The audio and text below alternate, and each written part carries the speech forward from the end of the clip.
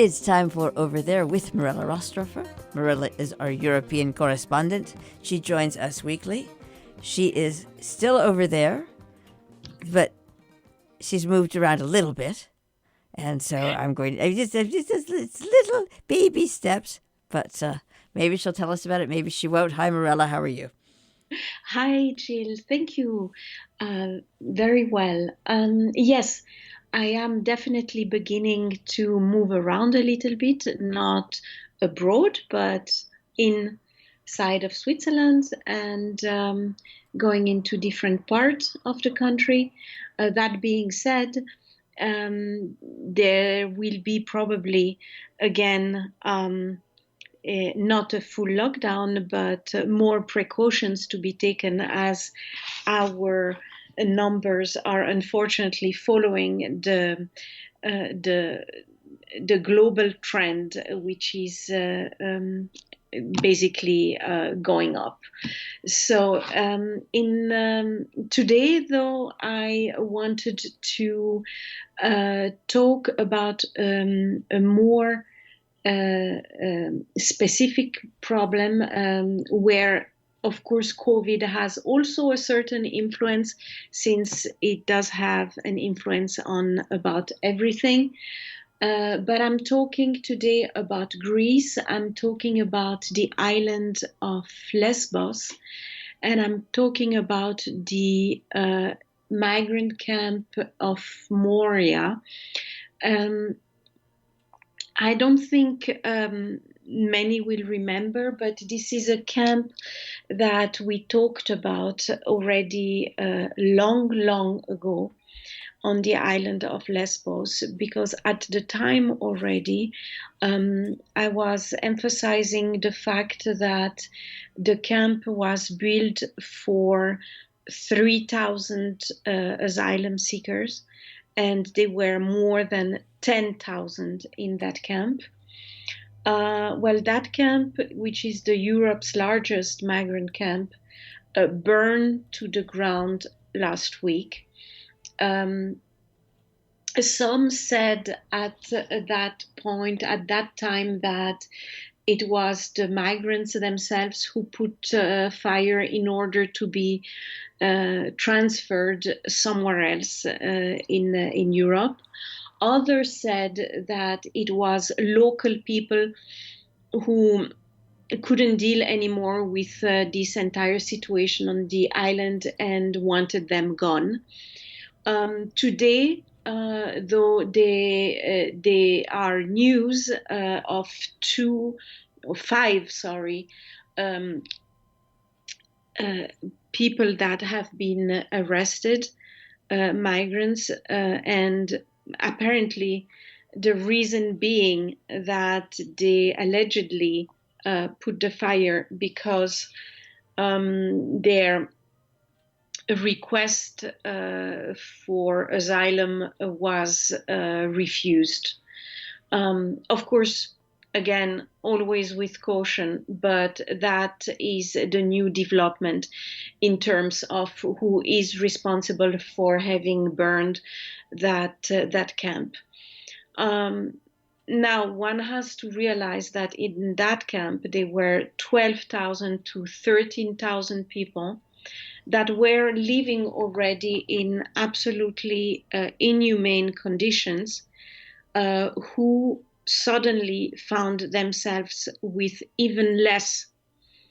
That means absolutely left with the clothes they had on, not being able to save any of the few belongings they had, and being in the situation of having to sleep on the street, on parking lot, in nature, in parks, wherever they found some space. And when I say inhumane condition, right now we are really talking about a shortage of food, of clean water, They have no shower, they have no electricity, even though now a temporary camp has been built near Moria by the Greek authorities together with the UNHCR, which is the UN Refugee Agency. Those camps are very basic. That camp is very basic, and also many people do not want to go into those camps anymore because they fear that it's going to become basically a permanent situation.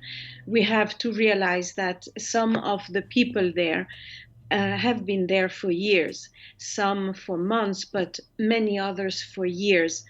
They had already before the fire, they had absolutely no perspective. They had no hope, basically, that something can change. It takes forever for all of these applications to be looked at and either accepted or refused. So this fire just basically increased the dire situation in which they were already living. And let's not forget, 12,000, 30,000 people. It's really a lot of people. It's also pregnant women, it's small children, some of them without their parents. And that's exactly the reason why now Germany, France, and other countries, I believe 10 European countries, have agreed to take some of those minors. They will also take eventually some families, but this is not finalized. And I just would like to read a quote that was in BBC, because I think it speaks for what people are thinking right now. So when I was in my country, Congo, and people spoke of Europe, I thought of human rights. But from what we see here, I don't think Europe exists anymore. Look at the conditions our children are in. This is living hell. So this is just one example, and it's a family from Congo. 70% of the people in the camp are coming, though, from Afghanistan, but they are all living more or less in the same conditions. One can also imagine, and I think I touched upon that subject also at the time, is that when 12,000 people are together in a camp, obviously this creates some kind of mini society, micro society, where you have good people and you have less good people, which can be also a very a struggle for families that are stuck there. As just one example among others, I was listening to the interview of a young girl in the camp, 16 years old, really very bright and hopeful that the future will be better.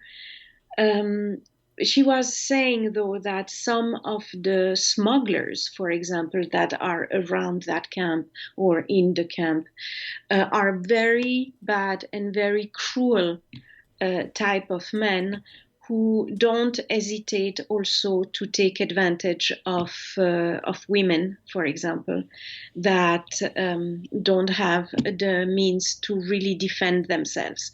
And that is just an example of what can happen in such a camp. They are stuck also in the sense that the police in in Lesbos make sure that they cannot leave, that they cannot reach, for example, the mainland, and from there go to other countries. So it is, let's face it, I don't think it's exaggerated to say that it is like an open air prison for all these families. And what seems important to me today is that, considering the enormous impact of the climate changes that we can see right now, considering all the fires and earthquakes and all sorts of natural disasters that are happening and that we can already see happening more in the future, one should never forget that the displaced of today are being neglected and are being treated like prisoners. But what one cannot exclude that in some kind of future, hopefully very far, many people from countries that are actually considered rich will have to displace their own people. This is a very likely scenario. It's something that is going to feel very different, because until now, all those people are coming from countries that are considered third world countries and poor countries. And so there is some kind of this is difficult to express, but it's there is this feeling that they should be happy altogether if they are helped by us. But I feel that in the future, we might find an entire other set of countries facing the same problem of having to displace their people and having to find a solution for all of them.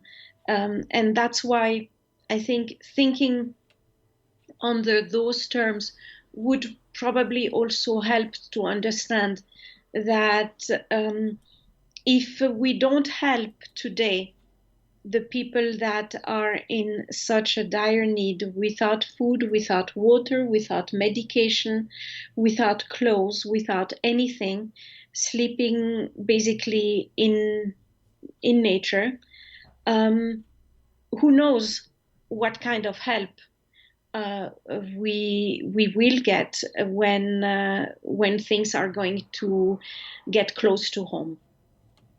Thank you very much, Mirella Rastorfer, over there. My pleasure.